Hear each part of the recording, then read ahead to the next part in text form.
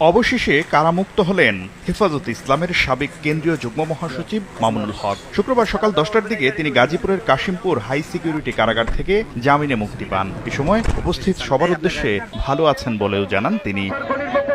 সবশেষ মামলায় মুক্তির কাগজপত্র কারাগারে পৌঁছায় বৃহস্পতিবার বিকেলে। এ সময় কারাগারের সামনে জড়ো হন হেফাজতের নেতাকর্মীরা। তবে জামিনের কাগজপত্র যাচাই করতে দেরি হওয়ায় ওই দিন মুক্তি পাননি মামুনুল। সব আনুষ্ঠানিকতা শেষে শুক্রবার মুক্তি দেওয়া হয় তাকে।